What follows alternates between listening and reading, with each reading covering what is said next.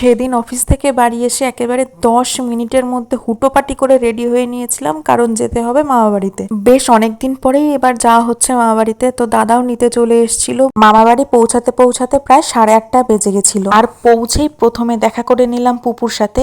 পুপু হলো আমার দিদির ছেলে, প্রায় 1 বছর পরে ওর সাথে দেখা হলো, কিন্তু সে অনলাইনে চুম্বক খুঁজতেই ব্যস্ত। আর এই হলো আমার দিদি, সেদিন ছিল দিদির বার্থডে, তাই জন্যই এত তাড়াহুড়ো করে যাওয়া।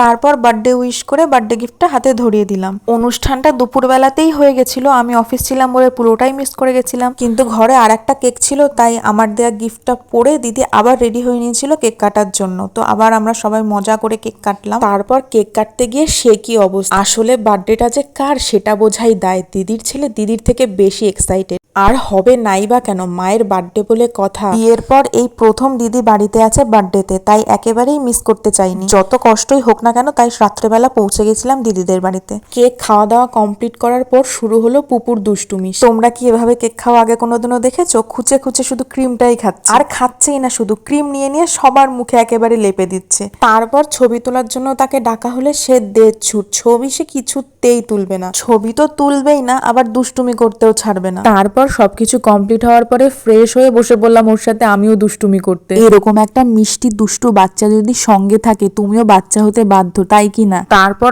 অনেকক্ষণ পুপুর সাথে গল্প করে বসে পড়লাম ডিনারে। আর সেদিন ছিল মেনুতে বিরিয়ানি আর চিকেন চাপ, এত টেস্টি হয়েছিল কি যে বলবো। খাওয়া দাওয়া কমপ্লিট করে একটা ব্যাগ তুলে বলে, দেখো আমার গায়ে কত শক্তি। সেদিন সবার প্রায় অনেক কষ্ট হয়ে গেছিল, পুপু তো অনেকটাই টায়ার্ড হয়ে গেছিল, তাই বারবার শুয়ে পড়ছিল, তাই রাতও হয়ে গেছিল অনেকটা, তাই দিদি ওইদিকে বিছানাও করে নিচ্ছে। আর এর মুখটা দেখো, একেবারে চোখটা ছোট্ট হয়ে গেছে। যতই ঘুম পাক, আমাদের গল্প আর মোটে শেষ হয় না। সেদিন প্রায় 2 বোনে 3টে পর্যন্ত গল্প করেছি। না না, তোমাদের আর অতক্ষণ গল্প শুনিয়ে বোর করবো না, তো টাটা, দেখা হবে পরের ভিডিওতে।